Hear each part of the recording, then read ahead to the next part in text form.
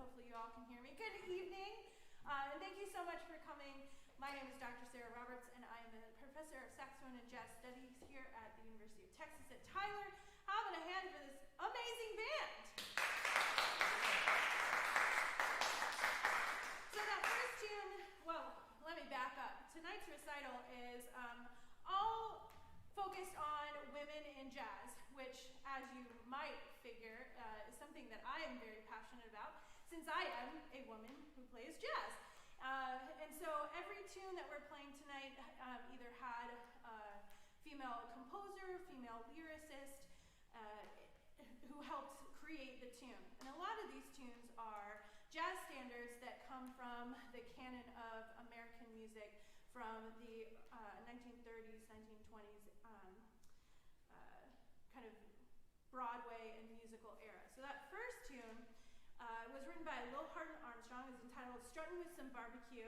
And as I was researching some information about this tune, I had always thought that Lil Hardin Armstrong was the composer. Well, apparently, her ex-husband, Louis Armstrong, also felt that he was the composer of the tune, and so they kind of have a battle.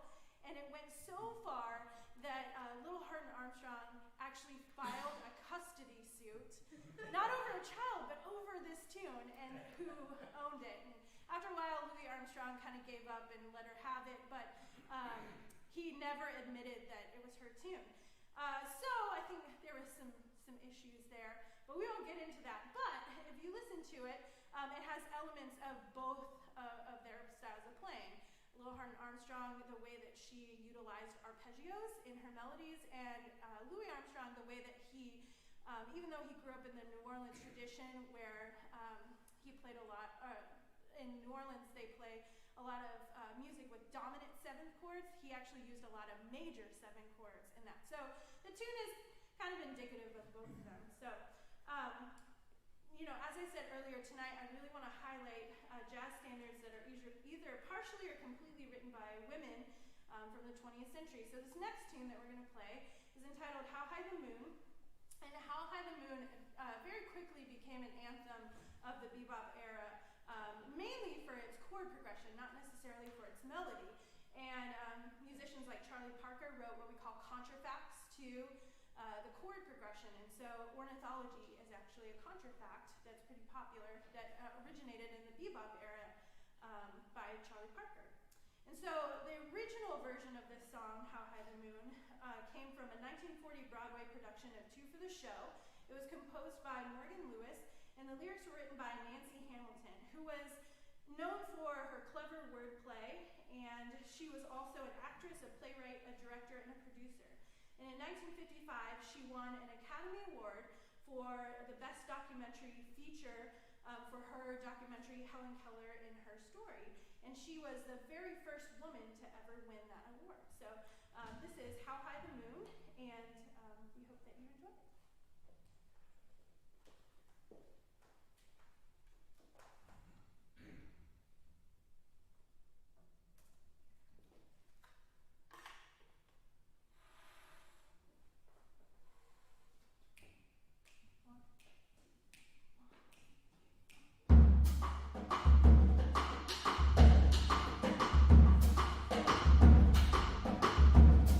How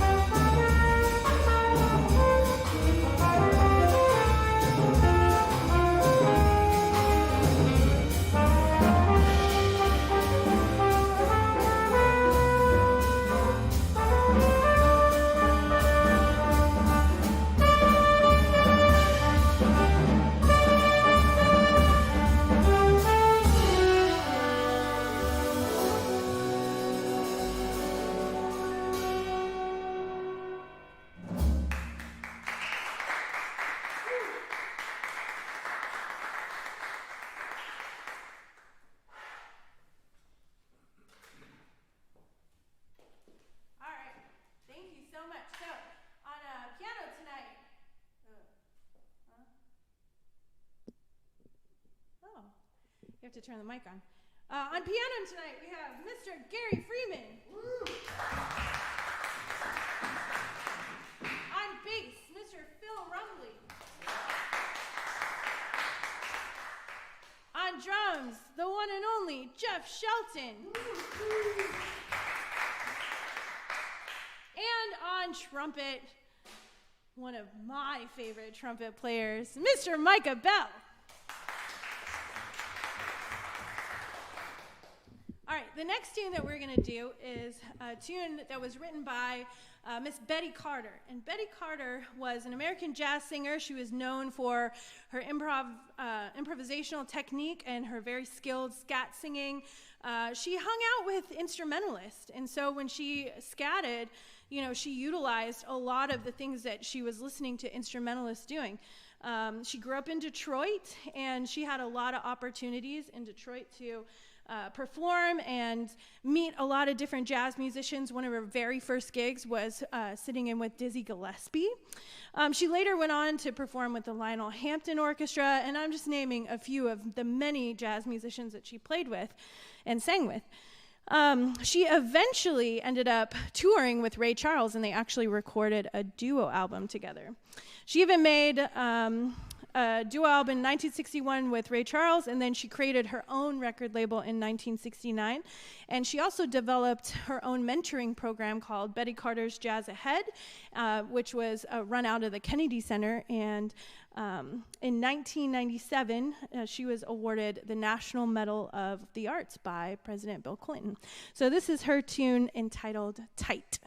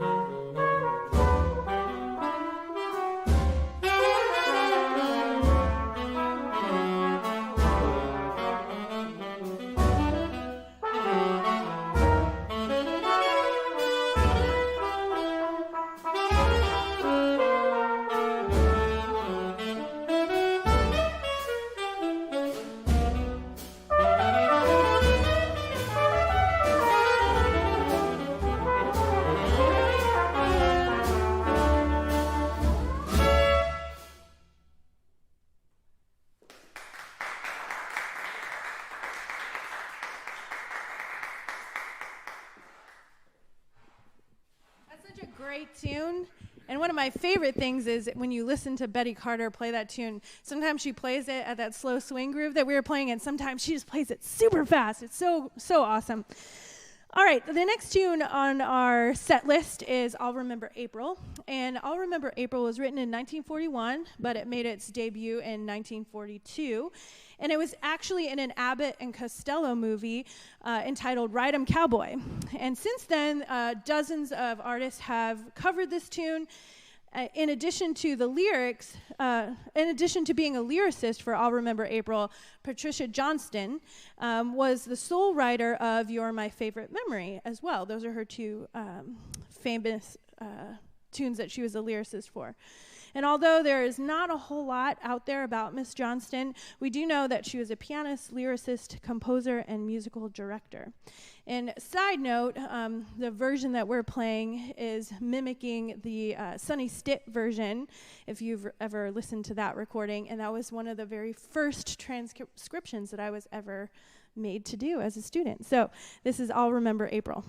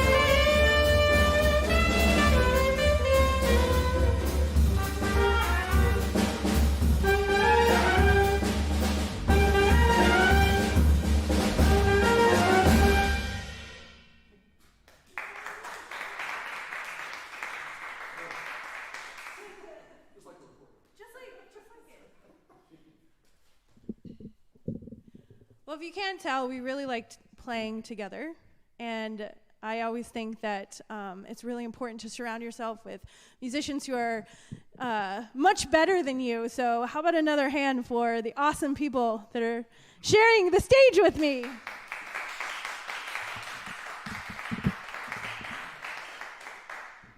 All right, we're going to slow things down a little bit and do a tune that was written by Anne Rennell. And it's entitled Willow Weep for Me, and she did her undergraduate degree at Radcliffe University, and this tune is inspired by the willow trees from her undergrad. So Anne Rennell, when she was in undergrad, actually interviewed George Gershwin, and it was for a student publication, and she, told him that she really aspired to be a songwriter, but she just had never tried it, never done anything with it. And so George Gershwin said, look me up when you're in New York. And so she did just that. So in 1927, George Gershwin helped her get her career going and helped her begin writing for Broadway, and she worked as a rehearsal pianist for Broadway as well. She was also a vocal coach, and she wrote this tune, Willow Weep for Me. And she took the tune to Irving Berlin's publishing company, and the associate that was working there said, this tune, it will never make it. And also, you dedicated it to George Gershwin. That's terrible. This is not going to work. No thanks. And so she got a lot of criticism with this piece. But Irving Berlin actually heard the piece, and he fell in love with it. And he was like, this is a great tune. What are you talking about? So it got published, and it actually is dedicated to George Gershwin.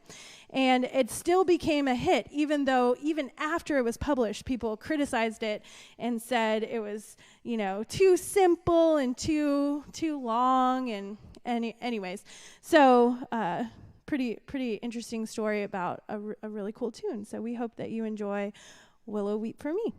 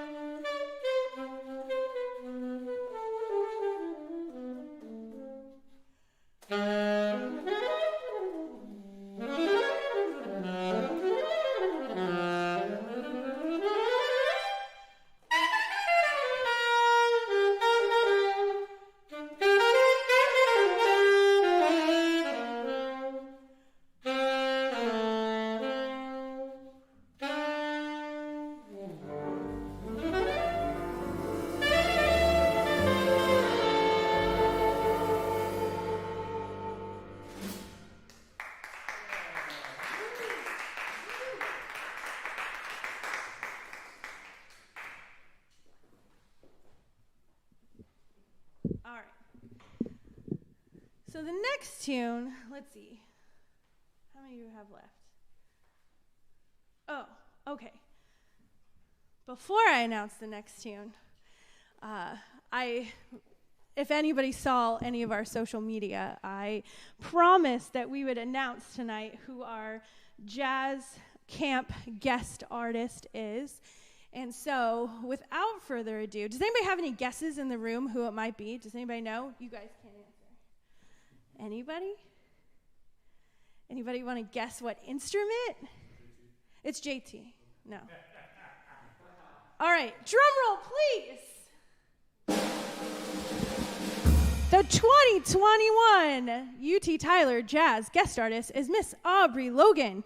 Aubrey Logan hails from Austin, Texas, but she is known all over the country and kind of all over the world as a trombonist and a vocalist. Go to aubreylogan.com and listen to her music. Check her out on Spotify, iTunes. She just released her new album, and she is going to be here in Tyler, Texas on June 24th. She'll be working with our jazz campers, and she will also be performing with our faculty that evening, and it's going to be a ton of fun. She also performs with Postmodern Jukebox, if you're a fan of them, on YouTube. So check out Miss Aubrey Logan and follow us on Instagram, Twitter, and Facebook.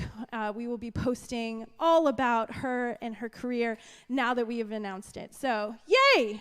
UT Tyler Jazz Camp 2021. It's happening.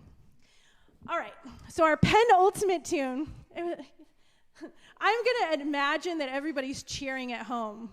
and you guys are just silent here. Yay, jazz camp, yeah! Hashtag 2021. Okay, so our penultimate tune is a really great tune entitled The Way You Look Tonight. And Fred Astaire actually introduced this Oscar-winning song in the 1936 film called Swing Time. This tune was written by Jerome Kern. And in the 1920s, actually, Jerome Kern led a crusade to stop jazz. He thought jazz was distorting all of the songs in America. And so he proclaimed that there's nothing new and original or inherently American about jazz, so it all needed to go away. But then, in 1936, his tune, The Way You Look Tonight, actually hit #1 on the charts. And so he kind of bought into jazz and was like, all right, this is cool. So the lyricist on this tune is Miss Dorothy Fields, and she's also the lyricist on our last tune as well. And Dorothy Fields actually later said that she cried the first time she heard Kern's melody to The Way You Look Tonight. She was so moved by the beauty of this tune. Fields' contribution to the tune conveys a certain emotional logic, and she's been criticized as the opening lyric of this tune being a 26-word run-on sentence. However, it works and speaks to the emotion of the tune. So, Dorothy Fields actually went on to write over 400 songs for Broadway musicals and films, and the two that she's most famous for or credited for are this tune, The Way You Look Tonight, and our final tune, which we'll talk about in a second. So, here is our version of The Way You Look Tonight, and actually, Mr. Bell, Micah Bell, wrote out our little arrangement for it. So, yeah. Just for the horns. All right.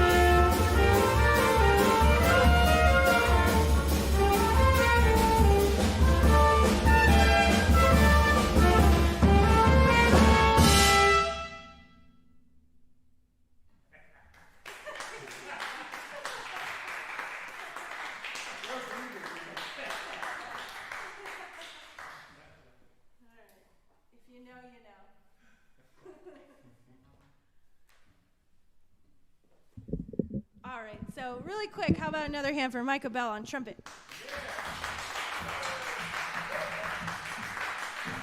Yeah, Gary Freeman on piano. Phil Rumbley on bass. And Jeff Tane Watts. I'm just kidding.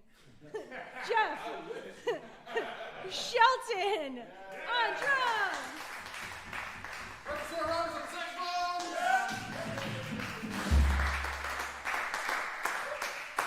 Thanks, Micah.